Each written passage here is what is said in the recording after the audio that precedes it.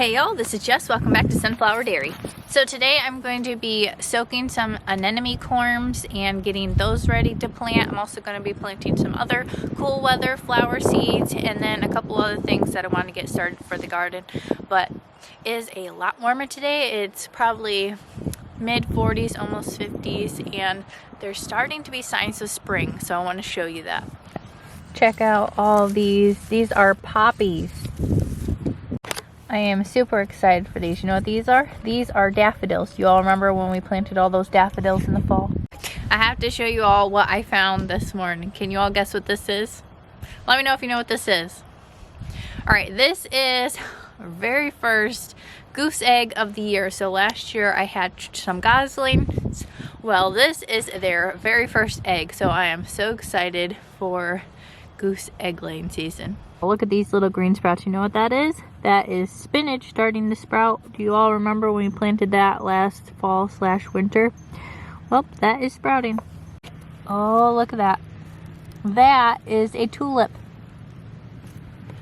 Alright, I am out here at the mini greenhouse and I wanted to see if any of the artichokes overwintered. There was one night that got down to 4 degrees, so that makes me a little bit nervous, but let's see if that artichoke overwintered.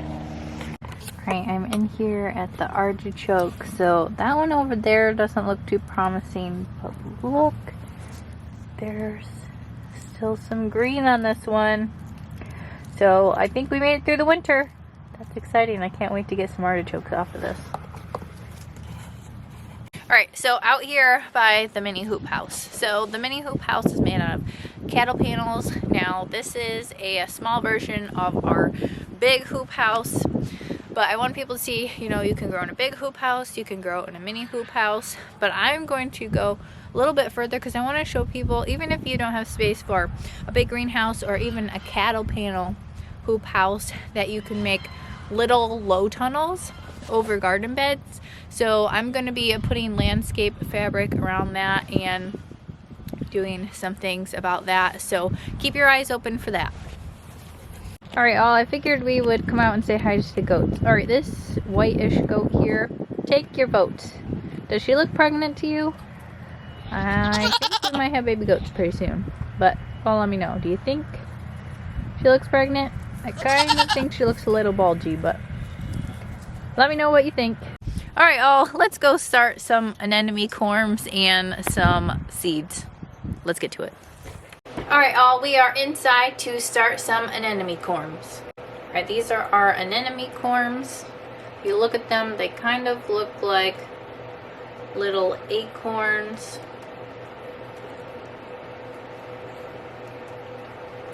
So this variety is called caramel red. I will try to find a picture to show you. Alright, I looked up a picture. So this is the caramel red anemones. So that's what we're going to be starting today. So anemones are a cool weather flower, so you want to plant them out right around 6 weeks before your last frost date. So that's why we're going to be pre-sprouting them today so that we can get them planted out earlier. So we're going to be planting our anemone corms in tunnels out in garden beds because they are corms. So corms, they have a chance of rotting if they get too much rain, so they are going to be going into tunnels, and that helps them grow better. And then also if you get freezing temperatures that go a lot lower than your forecast says, then you have a way to protect them. And then also if you want to, you could put frost cloth over them. So I'm just going to be soaking my anemone corms for 3 hours. I'm going to put them in a stainless steel bowl. We're going to put our corms inside of one of these bags that has holes in it so that we can just put the corms in here and let them soak. So I'm just getting my anemone corms and putting them in our bag, and then we're just going to soak them in here. Alright, so we have this filled with water, and I'm just going to be refilling this with water every hour, because if you keep doing that, then you're going to keep bubbles in the water, and you want to keep the water clean so no bacteria grows. So these are going to go soak for 3 hours. So while our anemone corms are soaking, I'm just going to go ahead and get our trays filled and ready to go. Alright, so I'm just going to put a layer of soil on the bottom of these. And then after we get our corms filled in our trays, then I will go ahead and cover them. Alright, those are all ready to go.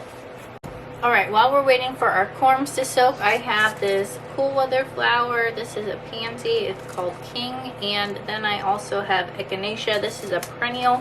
So as soon as this gets started, this can go ahead and go outside whenever the soil is ready to be worked, because perennials can withstand the cold. Alright, I also have some parsley and some hardy scallions that I want to go ahead and get started, because both of these things are cold hardy, and the scallions are actually a perennial, so we're going to go ahead and get these started. Alright, so I already have my containers filled up, so I'm just going to go ahead and spritz these and get these seeds started in here. First up, I'm going to do the pansies. Now, these are supposed to be surface sowed, so we're just going to set these right on top of the soil. Alright, so I'm just going to space these out, and then that way later on after they grow I can just thin them out and it won't be too hard to separate them. They won't be too close together. Alright, we're just going to spritz them in because they're a surface sown. Alright, we have the pansies all planted, so just look at how beautiful that variety is. Alright, moving on to the parsley. I use this a ton in cooking, so this is definitely a must to grow in the garden. Alright, I'm just going to sprinkle these on top of the soil, and these do get covered, so we're going to go ahead and cover them. So you usually can get parsley to overwinter, but it's usually just a biennial, so you usually only lasts like a couple years, and then you usually have to replant it. Alright, we're just going to spritz that in. Alright, next is echinacea. Now this is not only a great cut flower, but a lot of people love having this in the herb garden. A lot of people like to do like echinacea tea and all kinds of stuff. So this flower is not only a cut flower, but it has tons of benefits. Alright, so I'm just sewing them on top here, and I'm going to space them out like everything else. And that way when I need to separate them out, I'll be able to. So this says just 1/8 of an inch covered, so I'm just barely going to put just a little bit of soil on top, barely much at all. Now this is one of those plants that people do say that sometimes it does require a cold period, so you can either put it in the fridge for a couple days or you can winter sow it. But either way, you can just give it a cold period and it will help it germinate. Alright, next up we're going to plant our hardy scallions. Now I have planted these before and they've lasted, I think I've had them in the garden for 4 years. So these are great, so I'm just going to go ahead and plant some more. Now this is a older seed that I've had, and a lot of people say things like onions don't last as long, but I'm just going to sow these a little bit thicker and hopefully I'll at least get something out of here. But like I said, I do still have them in the garden, so if these don't germinate well, then I can always try to collect some seed from them in the garden this year. Now onions do like to be covered a little bit, so we're just going to go ahead and cover this.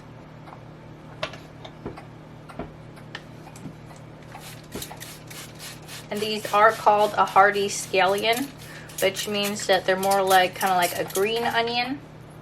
So they're great for like garnishing different dishes and stuff like that. Alright, we've gotten all of these planted, so let's go check back on our anemone corms.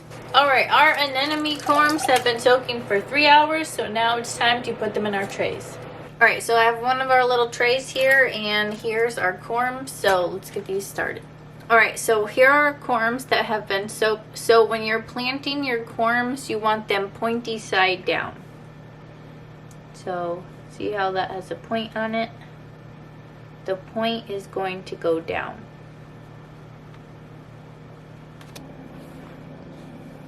Alright, so pointy side down, and we're just putting these in our tray. And we don't really have to worry too much about the spacing in here because these are not going to stay in the trays. We're just pre-sprouting them. So as soon as these are pre-sprouted, they're going to be going out into the tunnels. So we're not worrying too much about spacing because they're not going to be in these trays long enough for them to start growing together like crazy. We're just going ahead and pre-sprouting them, and then they're getting planted out. Alright, now that we have our corms all planted, we're just going to go ahead and top them off with some soil. And then we're going to put these in the grow room, and as soon as we start seeing signs of growth on here, then they're going to go underneath the grow lights, and these will be planted out about 6 weeks before our last frost date, and these will be going inside of the tunnels. Alright y'all, we have gotten our anemones and all the rest of our stuff planted, so I'm going to go put these in the grow room. Thank you all for watching, and thank you all for coming along with me and helping me get things started for spring. Thanks for watching. Have a blessed day.